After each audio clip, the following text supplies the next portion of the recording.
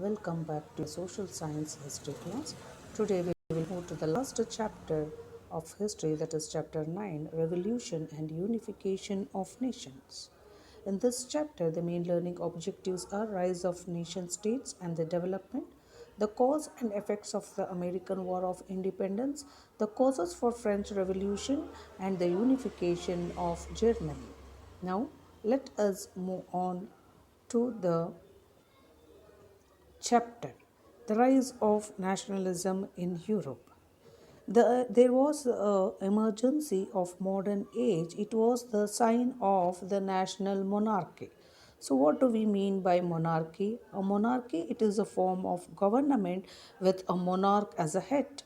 So the formations like the states like France, France, we are having the Germany and Italy during the 15th, 16th and 18th century had no logical reason behind this. There was were varied from large empires to small city states. So the people living in these states were different. They were not of the same. They spoke different languages and followed the different cultures. So, after the decline of the feudal system, the political strength of the landlords also came down. So, there were many European kingdoms who lost their dependence on these landlords and took all the power in their hands. So, many kings they believed in the divine right theory and were of the opinion that they were not answerable to the citizens. So, to secure their own welfare, the middle class, what did they do? They started supporting the kings and they played a very important role in the birth and growth of nationalism. A strong nationalistic view, or we call it as a patriotism, had its own good and bad effects. These nations were responsible for ending the anarchy of the feudal period. This inspired the people of similar culture to come together under the rule of one king. And in between the nations, they started a conflict and competition which arose, and this gave the path for the trade, control of colonies, and wars in the American and Asian continents. Now, let us move on to the American War of Independence. After the discovery of America, many European countries started establishing their colonies there. The four major countries which were colonizing the North America were France, Spain, Holland, and England. Along the Atlantic coast of North America, we had 13 colonies which have been established by England. You can see the 13 colonies which were established. They were Georgia, South Caledonia, North South Carolina, Virginia, Delaware, New Jersey, and where all these were the new hemisphere, and all these were the 13 British colonies of North America in between 1763 and 1776. So these countries were called as New English colonies. So the France and England, what happened? There was a competition in between these two for the colonies in North America. So the main desire of the American colonies for independence led to the rise in the rebellion against the England. Now let us move on to the what was the reason for the American Revolution War. So the American Revolution War was also known as the Revolutionary War or American War of Independence, secured a United States of America independent from Great Britain. Fighting began on April 19, 1775, followed by the Declaration of Independence on July 4, 1776. So the American patriots were supported by France and Spain. Conflict taking place in North America, the Caribbean, and Atlantic Ocean. This ended on September 3rd, 1783, when Britain accepted the American independence in the Treaty of Paris, while the Treaty of Versailles resolved the separate conflicts with France and Spain. Established by the Royal Charter in the 17th and 18th centuries, the American colonies were largely autonomous in domestic affairs and commercially prosperous, trading with trade and its Caribbean colonies as well as European powers via their Caribbean uh, entrepôts. After the British victory in the Seven Wars in the 1763, the tensions arose over the trade. See, these are the steps for the American Revolution. And arose in the 7 Years' War in 1763. Tension arose over the trade, the colonial policy in the Northwest Territory, and taxation measures, including the Stamp Act and the Townshend Acts. The colonial opposed led to the 1770 Boston Massacre and 1773 Boston Tea Party, with Parliament responding by imposing the so-called the Intolerable Acts. The first Continental Congress was drafted on September 5th, 1774. A petition to the king and organized a boycott for the British goods. Despite the attempts to achieve a peaceful solution, fighting began with the Battle of the Lexington on April 19, 1775, and in June, Congress authorized George Washington to create a continental army. Although the Coricon policy advocated by the North Ministry was opposed by a faction within the Parliament, both sides increasingly viewed the conflict as inevitable. The olive branch petition sent by the Congress to George III in July 1775 was rejected, and in August, Parliament declared the colonies to be in a state of rebellion. We also see that the apart the stand of the England towards its colonies and the emergencies of love for independence was the main reason for the American Revolution. Apart from these, the Seven Wars, the naval laws, the writing of Thomas Paine, John Adams, Samuel Adams, John Edward, Koch and Benjamin Franklin, and their influence, Quebec Act, Townshend taxes, Boston Tea Party, and many other things were the reasons which led to the American Revolution. Now let us know about the 7 Years of War. This was started in the year 1756 and ended in 1763 CE. The 7 Years' War, was fought between the France and the England. And this 7 Years' War was also had the effect in India when the French and England were ruling in our country. It had its effects even in India also, children, during this time. The Naval Act was passed in 1760. The British colonies acquired monopoly of sea trade. The Molasses Act was passed, came into existence in 1764, which helped the American liquor manufacturers to transport the molasses. The Quebec Act of 1774 led to the dissatisfaction among the colonies. In 1765 CE, the Stamp Act was brought into force, and in 1767, as a result of this, there was a possible of imposes the taxes on tea, paper, glass, etc. We also see the Seven Years' War, which broke out between the France and the Russian Empire, where they started occupying. The red color is all Great Britain, Persia, Portugal, and Hanover, and blue color is the Austria, France, Russia, Sweden, and Sweden, Spain, and Spain.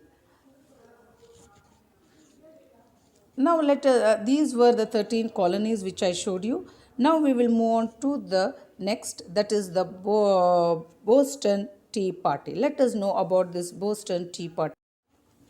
The Boston Tea Party was an American political and mercantile protest by the Sons of Liberty in Boston on December 16, 1773.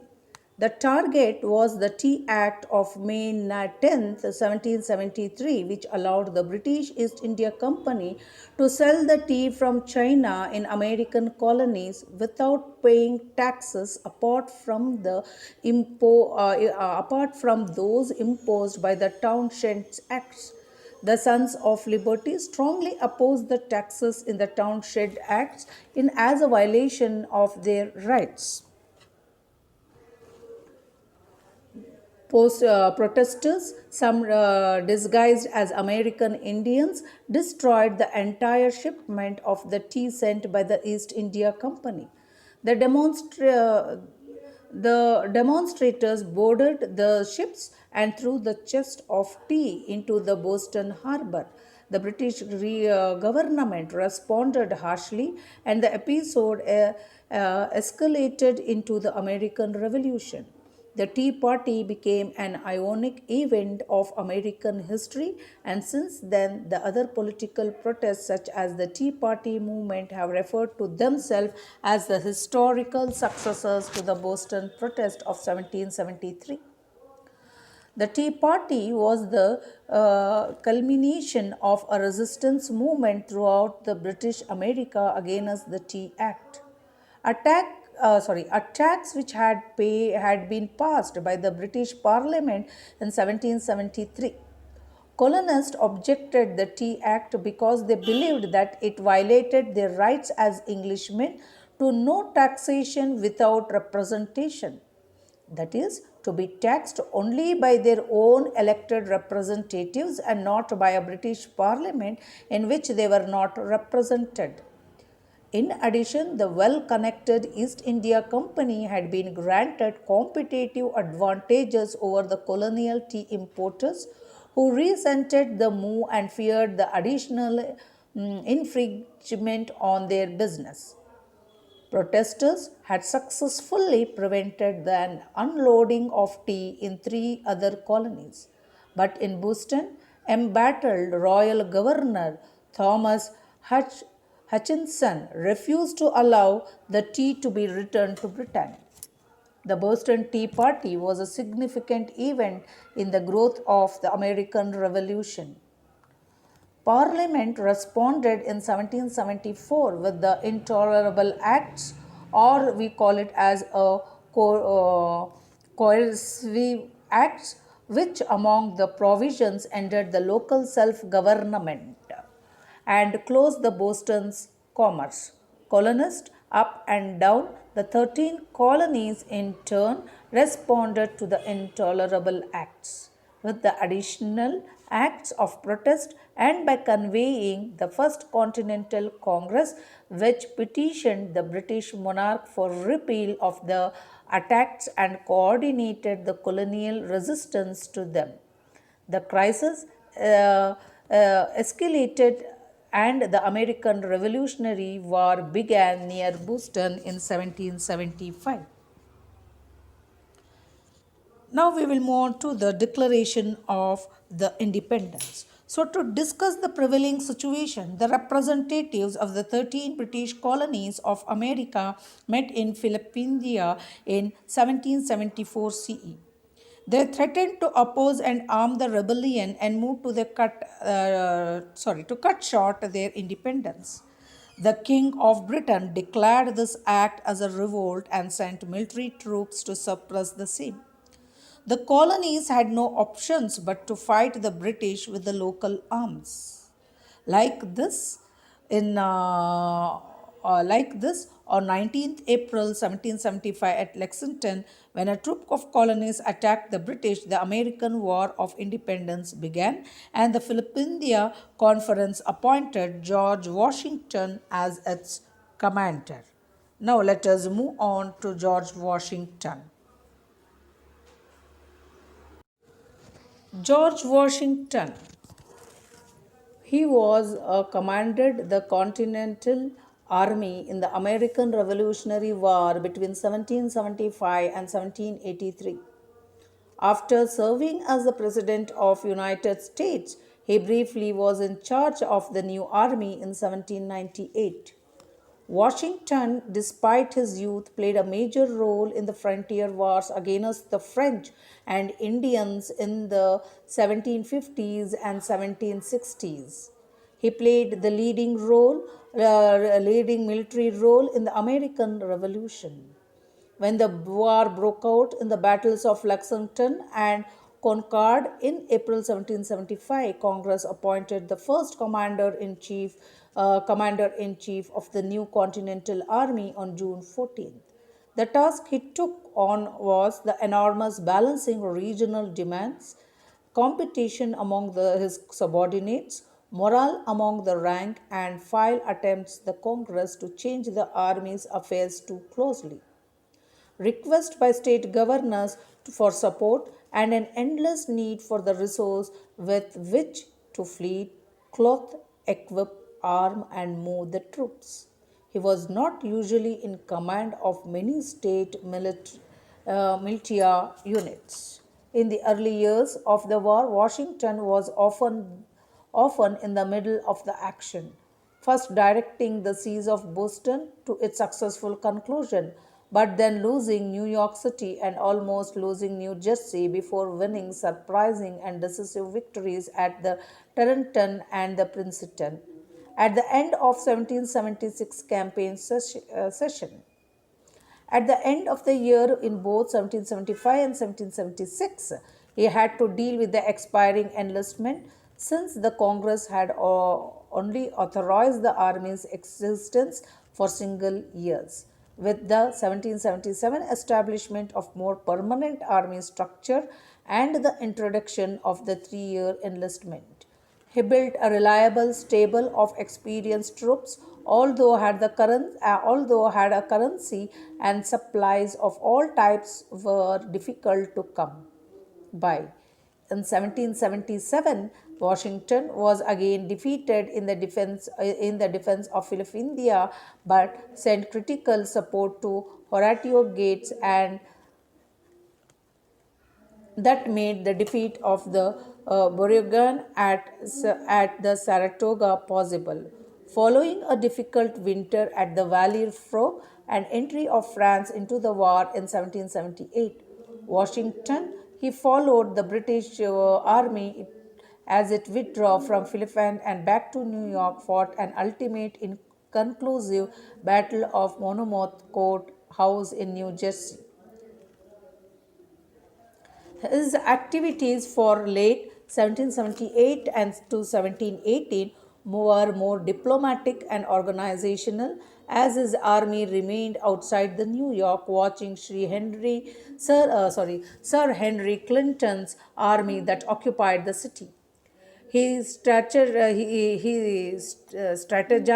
with the French on how best to cooperate in the actions against the British, leading the ultimate unsuccessful attempts to dislodge the British from the Newport, Rhode Island, and the Savannah and Georgia. His attention was also drawn to the frontiers war, which prompted the 1779 Continental Army expedition of John Sullivan into upstate the New York. When General Clinton sent the turncoat General Benedict Arnold in raid in Virginia, Washington became to detach the elements of his army to face the growing threat there. The arrival of Lord Cornwallis in Virginia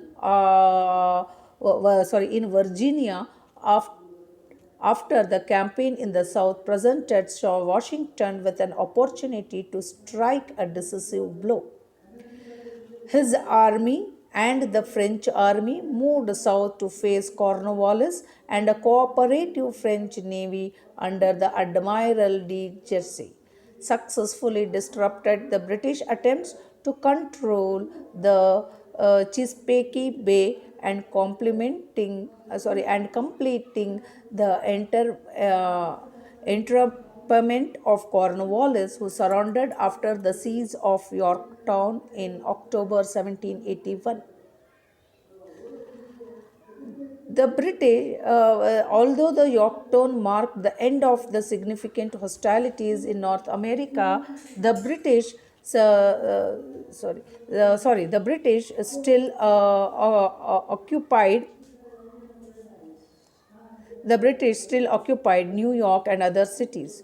So Washington had to maintain their army in the face of bankrupt Congress and troops that were at the times of mutinous over conditions and pay. The army was formally disbanded after peace in 1783, and Washington resigned from the commission as commander in chief on December 23, 1783. And in the year 1783, and in the year as in 1783 CE, as per the Paris Agreement, Britain accepted that the 13 colonies were independent. The Declaration of Independence was made on 4th of July. It became a day of great significance to the Americans. Even now, July 4th is celebrated as the Independence Day in America. In 1787 CE, the representative of all the 13 independent colonies met at Philadelphia and chose George Washington as the President of the United States of America. They created the Constitution, which is the first written constitution in the world. So let us now move on to the next, that is the we see the Battle of Saratoga, what I told. So the British planned to cut off the New England from the other colonies by taking the Hudson River. We can see this is the Hudson River where we are having. Now let us move on to the consequences of the American War of Independence. The war acted as an inspiration for the French Revolution. Many of the French who fought assisting the colonial army became the leaders of the French Revolution. Many of the Spanish and Portuguese colonies in America got inspired to become free and hence revolted against the motherland. The new nation, called as the United States of America, was born. So, with this, I'll finish up with the chapter, children. In the next class, we will study about the French Revolution and the unification movements. That is, we'll be under unification of movements. We are having unification of Italy and unification of Germany. Thank you, children.